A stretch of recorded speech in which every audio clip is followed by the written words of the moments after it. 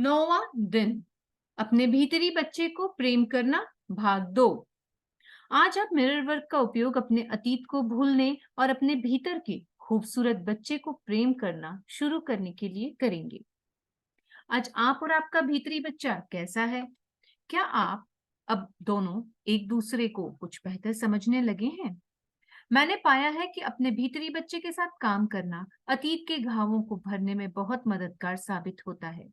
हम हमेशा अपने अंदर मौजूद उस डरे हुए नन्हे बच्चे की भावनाओं के साथ संपर्क में नहीं रहते। यदि आपका बचपन मौखिक और शारीरिक लड़ाइयों से भरपूर था, तो आपकी मानसिक रूप से स्वयं को चोट पहुंचाने की आदत हो सकती है। जब आप ऐसा करते हैं, तो आप अपने भीतरी बच्चे के साथ भी उसी बर्ताव को जारी रखते हैं। हालांकि उस भीतरी बच्चे के पास जाने के लिए कोई जगह नहीं है। हम में से कई के पास एक ऐसा भीतरी बच्चा है जो खोया हुआ और एकाकी है और उपेक्षित महसूस करता है।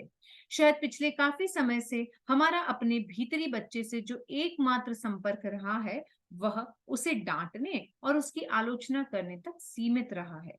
फिर हम सोचते हैं कि हम दुखी क्यों हैं? हम अपने ही एक अंश की उपेक्षा करके अंदर से खुश कैसे रह सकते हैं? आइए आज हम अपने मिरर वर्क का उपयोग अपने माता पिता की सीमाओं से परे जाकर अपने अंदर मौजूद नन्हे से खोए खोए बच्चे से जुड़ने के लिए करें। आइए हम अपने अतीत को माफ कर दें और इस खूबसूरत भीतरी बच्चे को प्रेम करना शुरू कर दें। इस बच्चे को यह जानने की आवश्यकता है कि हम उसकी परवाह करते हैं। हम में से अधिकांश लोगों ने अतीत की कई भावनाएं और तकलीफें दहन कर दी हैं। अपने भीतर बच्चे से प्रेम करना सीखने में अब समय लगेगा। आप जितना समय चाहते हैं ले लें। इन अभ्यासों को बार बार दोहराएं। मैं वादा करती हूँ, आप अपने लक्ष्य तक पहुंच जाएंगे। आपका भीतरी बच्चा अभी भी उन विचारों को मानता है जो आपने बहुत पहले विकसित कर लिए थे। यदि आपके माता पिता के विचार सख्त थे और अब आप अपने प्रति बहुत सख्त हैं, या आप अपने इर्द गिर्द दीवारें बना लेते हैं, तो आपका भीतरी बच्चा शायद अभी भी आपके माता पिता के नियमों का पालन कर रहा है। यदि आप अभी भी हर गलती के लिए स्वयं को छोटा महसूस कराते हैं, तो आपके भीतरी बच्चे के लिए सुबह यह सोचते हुए उठना कितना भयावह होगा कि पता नहीं आज मेरे माता पिता किस बात पर मुझ पर चिल्लाने वाले हैं। अतीत में जो हमारे माता पिता ने हमारे साथ किया, वह उनकी चेतना का परिणाम था। अब हम अभिभावक हैं, हम अपनी चेतना का उपयोग कर रहे हैं। यदि आप अभी भी अपने भीतरी बच्चे की देखभाल करने के लिए मना कर रहे हैं, तो आप स्वयं के आक्रोश में फंसे हैं। निरपवाद रूप से इसका अर्थ है कि अभी भी कोई है जिसे माफ करने की आपको आवश्यकता है। वह कौन सा आक्रोश है जिसे जाने देने की आपको आवश्यकता है? वह कौन सी बात है जिसके लिए आपने अभी भी स्वयं को माफ नहीं किया है? अभी के लिए कल्पना करें कि आपने अपने भीतरी बच्चे का हाथ पकड़ा हुआ है और कुछ दिन आप हर जगह साथ साथ जाने वाले हैं। देखिए आपको कितने आनंददायक अनुभव हो सकते हैं। यह बात आपको मूर्खतापूर्ण लग सकती है, लेकिन कृपया ऐसा करके देखें।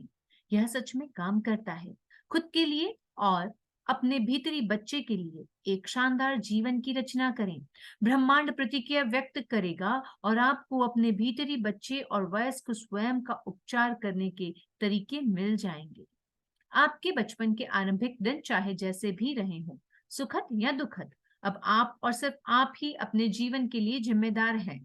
आप या तो अपना समय अपने माता पिता की शिकायतें करते हुए बिता सकते हैं, या प्रेम को अंगीकार कर सकते हैं। मेरे अनुसार प्रेम सबसे बड़ा इरेजर मिटाने वाला है।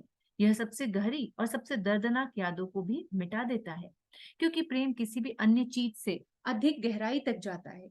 एक पल के लिए सोचें, आप एक दर्द भरा जीवन चाहते हैं या फिर एक खुशियों से भरा जीवन? शक्ति और विकल्प हमेशा आपके अंदर होते हैं। अपनी आंखों में देखें और अपने आप को और अपने भीतरी बच्चे को प्रेम करें। आइए अफर्म करें, मैं अपने भीतरी बच्चे को प्रेम करता हूँ। अब मैं अपने जीवन के लिए स्वयं जिम्मेदार हूँ। आपका 9वें दिन का मिरर वर्क अभ्यास। एक, अपने बाथरूम के आईने के पास जाएं और बच्चे के रूप में अपनी उस तस्वीर को देखें जो आपने कल उस पर चिपकाई थी। 2, एक पल का समय निकालकर अपने भीतरी बच्चे से कहें कि आप उसकी परवाह करते हैं, या अफर्मेशंस बोलें, मैं तुम्हारी परवाह करता हूँ, मैं तुम्हें प्रेम करता हूँ, मैं सच में तुम्हें प्रेम करता हूँ। 3, यदि संभव हो तो आईने के सामने बैठ जाएं या बैठकर एक हाथ के आईने में देखें। अपने भीतरी बच्चे से उस बातचीत को जारी रखें जो आपने कल शुरू की थी। आप एक माफी के साथ शुरुआत कर सकते हैं। जैसे आप यह कह सकते हैं, मुझे माफ करना कि मैंने इतने सालों में तुमसे बात नहीं की। मुझे माफ करना कि मैं तुम्हें लंबे समय तक डांटता रहा। मैं उस पूरे समय की पूर्ति करना चाहता हूं जब हम एक दूसरे से अलग रहे थे। 4, यदि आपने पिछले 50 या 60 वर्षों से अपने भीतरी बच्चे से बात नहीं की है, तो आपको उससे जुड़ाव महसूस करने में समय लग सकता है, लेकिन आप दृढ़तापूर्वक कोशिश करते रहें। अंत में आप दोनों जुड़ जाएंगे। आप उस बच्चे को अपने अंदर महसूस कर सकते हैं।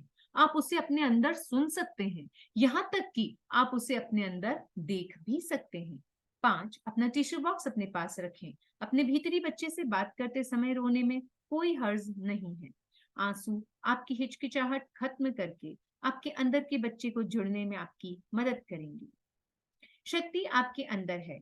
आपके 9वें दिन का दैनिकी अभ्यास। 1, जब आप छोटे थे तो आपको क्या करना सच में अच्छा लगता था? जो कुछ भी आपके दिमाग में आता है लिख डालें। आपने आखिरी बार इनमें से कोई काम कब किया था?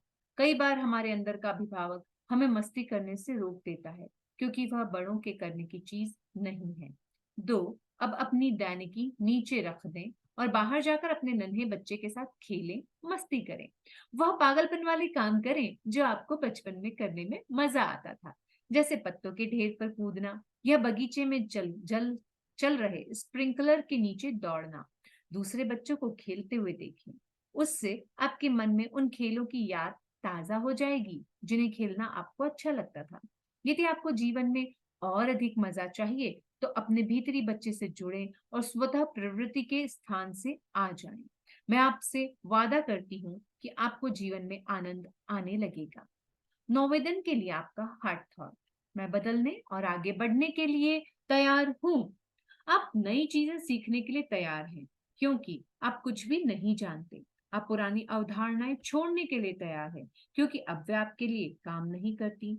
आप अपना व्यवहार देखकर यह कहने के लिए तैयार हैं कि मैं अब यह नहीं करना चाहता।